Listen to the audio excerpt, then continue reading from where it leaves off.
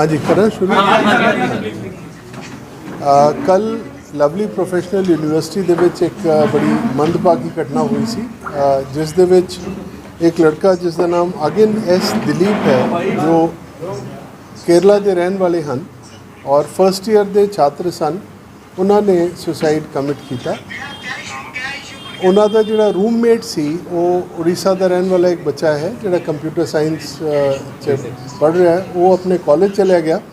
ਜਦੋਂ ਉਹ ਵਾਪਸ ਆਇਆ ਤੇ ਉਹਨੂੰ ਨੌਕ ਕਰਨ ਤੇ ਦਰਵਾਜ਼ਾ ਨਹੀਂ ਖੁੱਲਿਆ ਔਰ ਉਸ ਦੇ ਬਾਅਦ ਫਿਰ ਉਸਨੇ ਸ਼ੋਰ ਮਚਾਇਆ ਔਰ ਸਿਕਿਉਰਿਟੀ ਵਗੈਰਾ ਵਾਲਿਆਂ ਨੂੰ ਮਿਲਾ ਕੇ ਜਦੋਂ ਉਹਨਾਂ ਨੇ ਉੱਪਰੋਂ ਦੇਖਿਆ ਤੇ ਉਹਨਾਂ ਨੂੰ ਉਸ ਦੀ ਬੋਡੀ ਥੱਲੇ ਨਜ਼ਰ ਆਈ, ਜਿਸ ਤੇ ਉਹਨਾਂ ਨੇ ਮਿਲ ਕੇ ਦਰਵਾਜ਼ਾ ਖੋਲ੍ਹਿਆ, ਉਸ ਦਾ ਤੋੜ ਕੇ ਉਸ ਨੂੰ ਦਰਵਾਜ਼ਾ ਖੋਲ੍ਹ ਕੇ ਉਸ ਦੀ ਜਿਹੜੀ ਬੋਡੀ ਸੀ ਉਸ ਨੂੰ ਇਮੀਡੀਏਟਲੀ ਕਾਲਜ ਅਥਾਰਟੀਜ਼ ਨੇ ਹਸਪੀਟਲ ਭੇਜਿਆ, ਜਿੱਥੇ ਉਸ ਨੂੰ ਡਿਕਲੇਅਰਡ ਡੈਡ ਡਿਕਲੇਅਰ ਕੀਤਾ ਗਿਆ।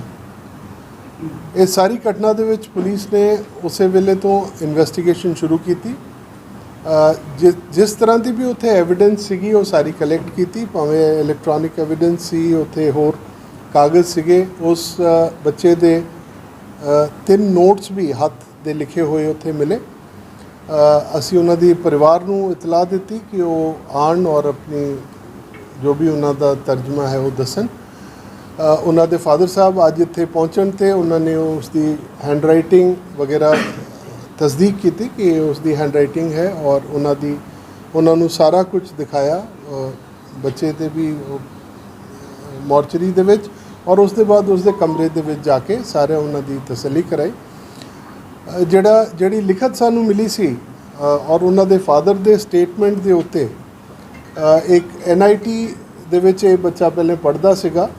ਉੱਥੇ ਉਹ 4 ਸਾਲ ਦੀ ਆਪਣੀ ਪੜ੍ਹਾਈ ਪੂਰੀ ਕਰਨ ਦੇ ਬਾਅਦ ਉਸ ਨੂੰ ਉੱਥੋਂ ਰਿਸਟ੍ਰਿਕੇਟ ਕੀਤਾ ਗਿਆ ਸੀਗਾ, ਜਿਸ ਦੇ ਬਾਅਦ ਉਸਨੇ ਨਵੇਂ ਸਿਰਿਓਂ ਇੱਥੇ LPU ਦੇ ਵਿੱਚ ਐਡਮਿਸ਼ਨ ਲਿਆ ਸੀ। ਉਹਨਾਂ ਦੇ ਬਿਆਨ ਤੇ ਉਹ ਪ੍ਰੋਫੈਸਰ ਜਿਹੜੇ ਉੱਥੇ ਦੇ ਨੇ, ਪ੍ਰੋਫੈਸਰ ਇਜ਼ ਪ੍ਰਸਾਦ ਕ੍ਰਿਸ਼ਨਾ, ਇਹ NIT ਕੈਲੀਕਟ ਦੇ ਪ੍ਰੋਫੈਸਰ ਨੇ। ਇਸ ਬੱਚੇ ਨੇ ਆਪਣੇ ਨੋਟ ਦੇ ਵਿੱਚ ਵੀ ਇਹ ਲਿਖਿਆ ਸੀਗਾ, ਸੁਸਾਈਡਲ ਨੋਟ ਦੇ ਵਿੱਚ, ਕਿ ਉਹਨਾਂ ਦੇ ਤੋਂ ਤੰਗ ਆ ਕੇ ਮੈਂ ਇਹ ਸਟੈਪ ਚੁੱਕ ਰਿਹਾ ਔਰ ਇੱਕ ਪੁਲਿਸ ਨੇ ਪਰਚਾ ਦਰਜ ਕੀਤਾ ਹੈ ਐਬੈਟਮੈਂਟ ਟੂ ਸੁਸਾਈਡ ਦਾ, ਜਿਸ ਦੀ ਪੂਰੀ ਤਹਿਕੀਕਾਤ ਇਨਵੈਸਟੀਗੇਸ਼ਨ ਕੀਤੀ ਜਾਵੇਗੀ।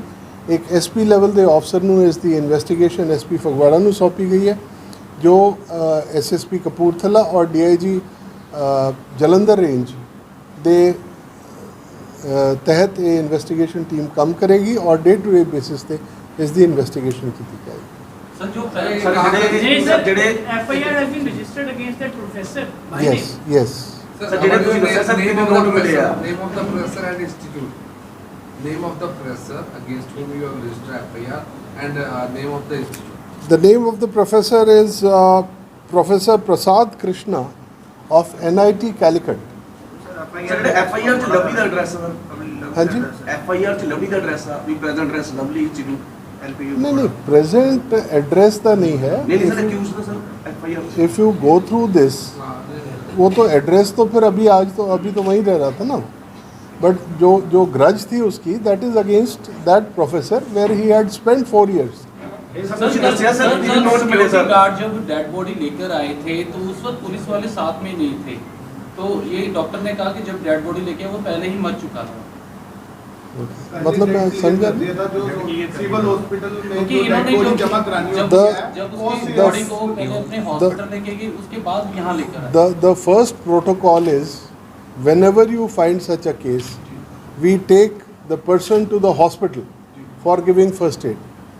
Our purpose, the motive of the authorities जो भी वहाँ पे हो, उनका पर्पस होता है कि उसकी लाइफ को बचाया जाए पहले, और उसके बाद when they find that there is nothing in it, then the body is transferred. Sir ਤੁਸੀਂ ਦੱਸਿਆ ਜੀ 3 ਨੋਟ ਮਿਲੇ ਉੱਥੇ ਮੌਕੇ ਤੇ ਕਮਰੇ ਤੋਂ। ਸਰ ਇੱਕ ਤਾਂ ਇਹ ਹੋ ਗਿਆ ਸਰ ਸੁਸਾਈਡ ਨੋਟ, ਬਾਕੀ 2 ਨੋਟ ਕੀ ਸੀ ਸਰ? ਉਹ ਸਾਰਾ it is a matter of investigation. We'll share with you. It is already there. as well as statement given by father. Yes, corroborated by father. Can you please name Sir, mode of suicide. Sir, mode of suicide. The name He is his son of. You want to know the name of the person who committed suicide? The boy is Agin S. Dilip. Can you please spell it slowly, please? Agin S Dilep. He belongs to Kerala. DILEEP? Yes. And his father is Mr. Dilip. S. Dilip. Yeah. Sir mode of suicide पता लगा mode of suicide पक्खे ना लट के या cut ला के नहीं, it was partial hanging with the door handle.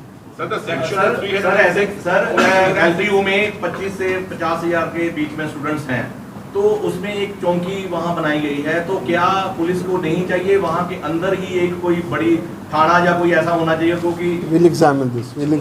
Thank you very much.